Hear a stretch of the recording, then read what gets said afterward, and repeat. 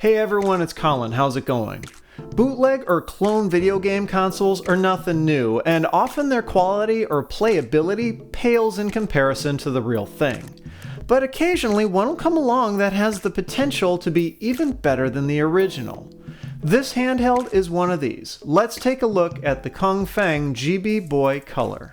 It's quite obvious that this is a copy of the Nintendo Game Boy Color.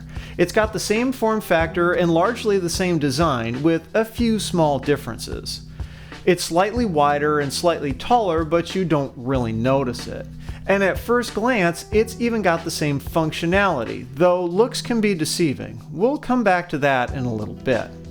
It uses a pair of AA batteries like the original. It's got a headphone jack. It even has the lanyard loop in the same location.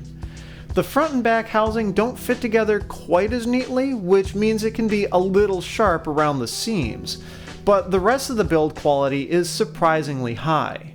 The plastics are thick and the GB Boy feels solid. It doesn't creak or flex while you're playing. Something else that's solid on this console are the buttons. The A and B buttons are the exact same size as on the original, but the rubber membrane under them is slightly firmer. This gives them a bit more of a tactile response. They feel a little bit clickier compared to the mushiness of the Game Boy, and it's something I happen to prefer. The design of the D-pad's a bit different though. The ends are rounded and it's overall more concave in shape. And even though it's the exact same size as the original, these features make it feel just a bit bigger, which I think makes it a bit more comfortable. The biggest change from the Game Boy Color is the start and select buttons. They're actual plastic buttons on the GB Boy, which makes them significantly easier to press than the tiny rubber buttons on the Nintendo console. The most obvious difference between the two is the screen, and honestly, this is really what gets this console any attention. The Game Boy Color has a non-illuminated reflective color screen that only works if there's decent ambient light. These days, installing a front light's a popular option, and they work well, but because of how they work, you end up with a somewhat washed out image.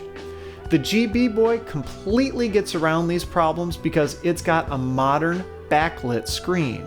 It's bright, it's crisp, it's got good color saturation, and it's got a fast refresh rate.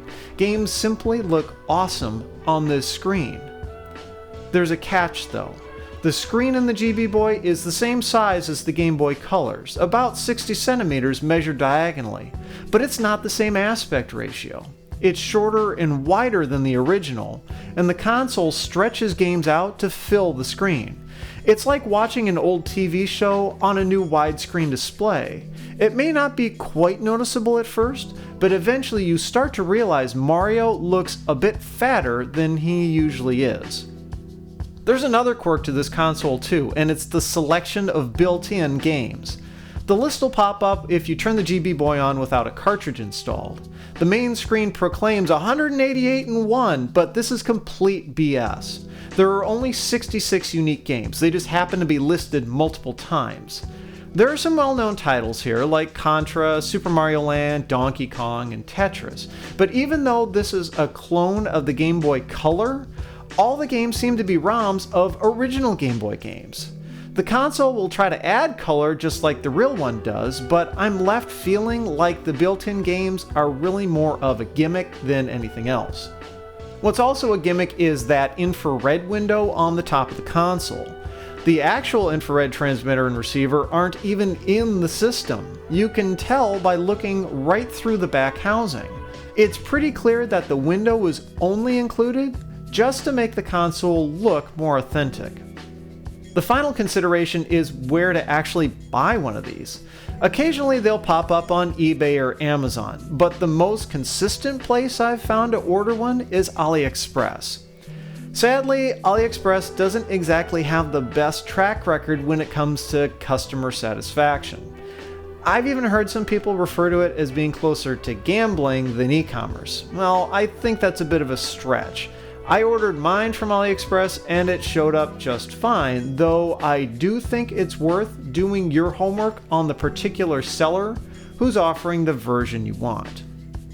And speaking of versions, the GB Boy color comes in 6 different ones. I have the so-called crystal green model, but there's also clear purple and blue, along with solid blue, yellow, and green, all listed on the sides of the box.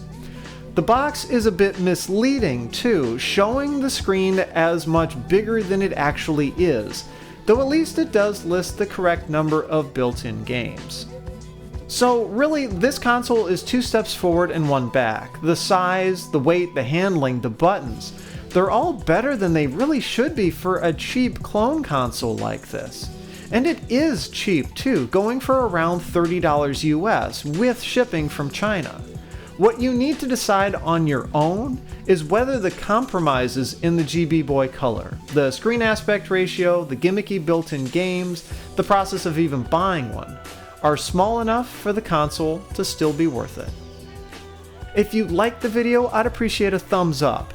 If you haven't already, please subscribe, that helps me out quite a bit. And follow me on Twitter at thisdoesnotcomp. And as always, thanks for watching.